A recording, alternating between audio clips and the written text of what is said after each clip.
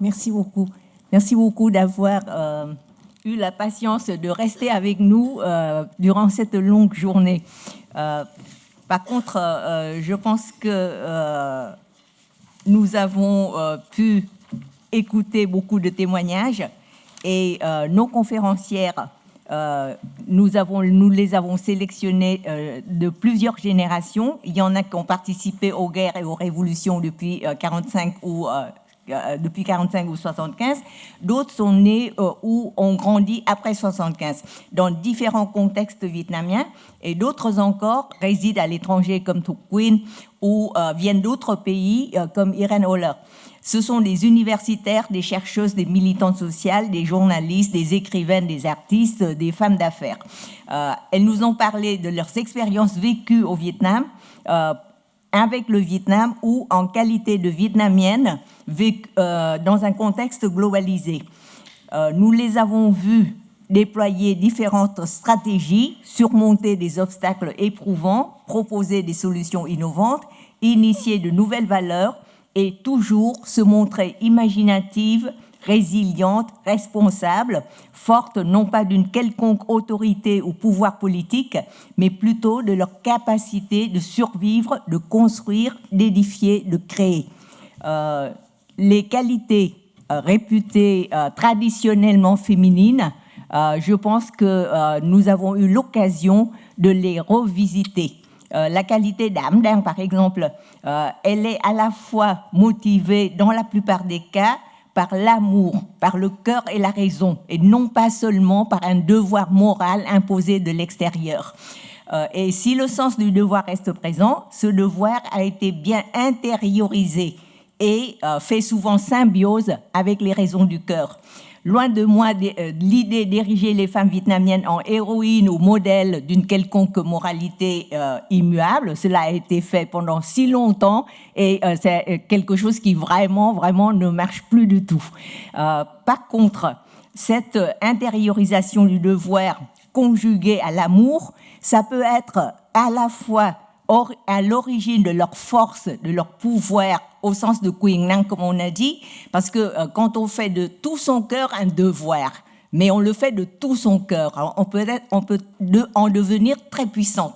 Par contre, ça peut aussi, dans d'autres situations, en même temps, ça peut être à l'origine de leur souffrance et douleur, ou de leur capacité de faire souffrir les autres. C'est un aspect qu'on n'a pas beaucoup évoqué, mais ça se retrouve beaucoup dans les romans populaires, dans les Cải Lương que je vous avais cités comme source. Et puis dans les actualités, dans la presse vietnamienne.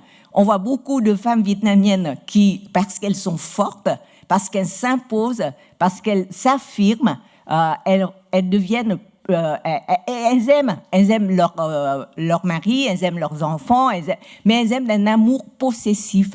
Et par cela, elles non seulement elles souffrent, mais elles font souffrir les autres. Donc ce sont des aspects complexes qui, je pense, sont mieux pris en compte dans la société moderne actuelle. Et ce matin, on a dit que les femmes qu'on voit aujourd'hui, ce sont des femmes exceptionnelles. Je le reconnais. Mais d'un autre côté, sont-elles si exceptionnelles que cela? Parce qu'elles ont réussi, mais elles sont passées par des expériences éprouvantes. À plusieurs reprises, non seulement les conférencières, mais les interprètes, les auditeurs, moi-même, combien de fois on a été au bord des larmes.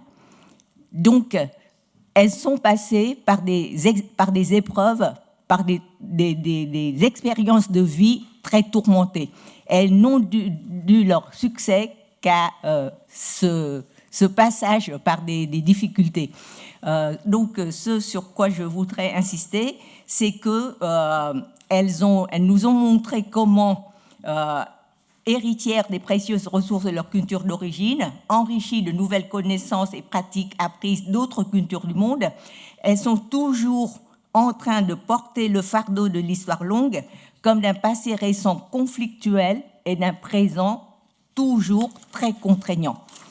Donc, dans ce contexte, les nouvelles forces sur lesquelles elles s'appuient à mon avis, et c'est ce que j'ai retiré de cette journée, ce sont les aspects suivants.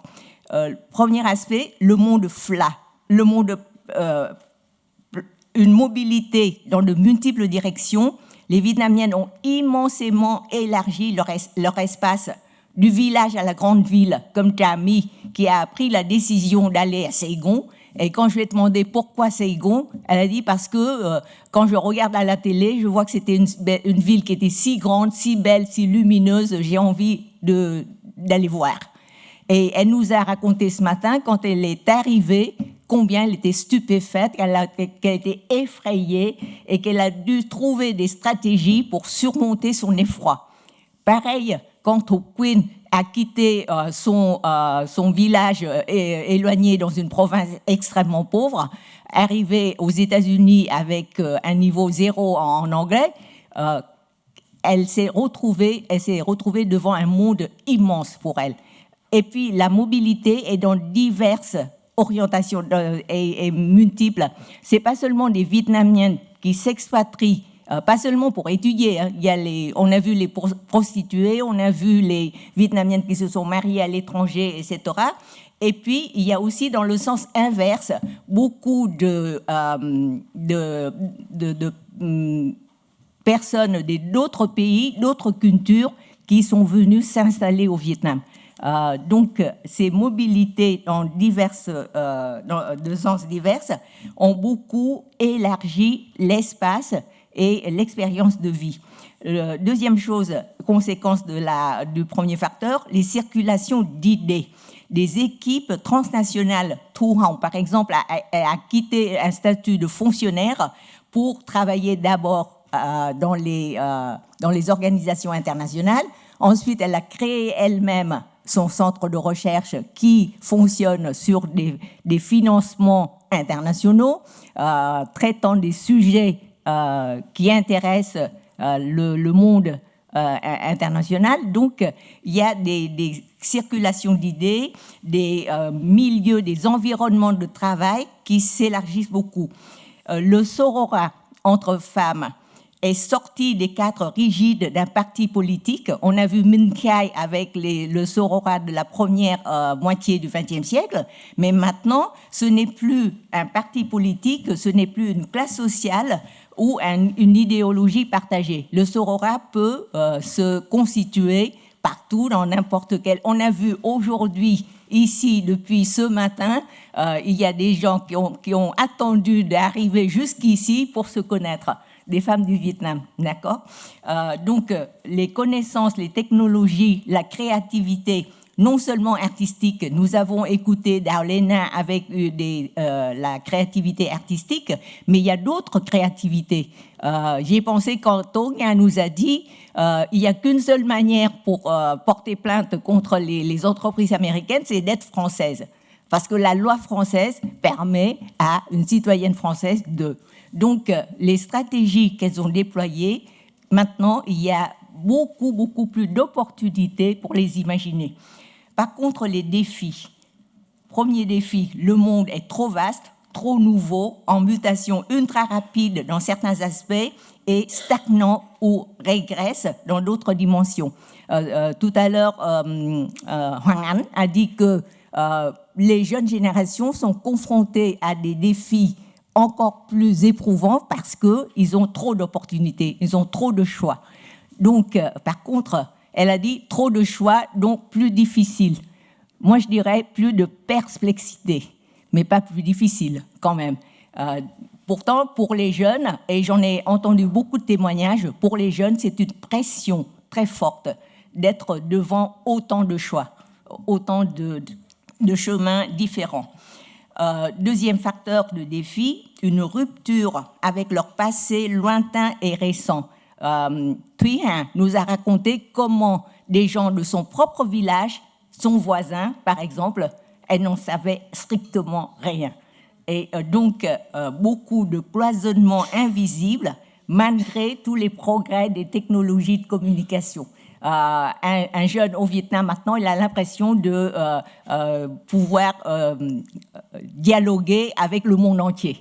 par contre, il y a plein de choses autour de lui, tout près, qu'il ne sait pas. Donc, en fin de compte, toujours le dilemme, comment réussir le pari? Être soi-même, réaliser ses projets, ses rêves les plus fous.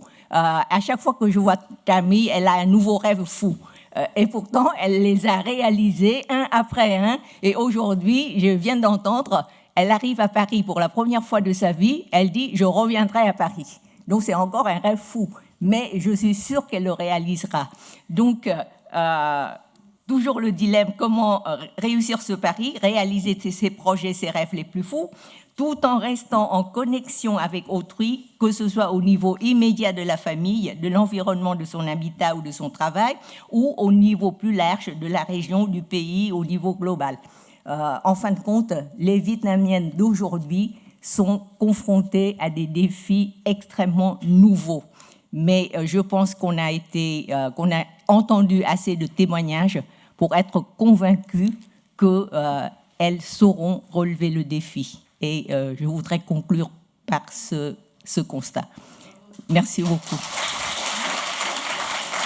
Encore une fois, un grand merci au Collège de France, aux conférencières, aux interprètes et à toute l'équipe technique et le personnel administratif qui nous a soutenus depuis le début du mois de mars. Et encore une fois, merci et au revoir à tout le monde. Merci.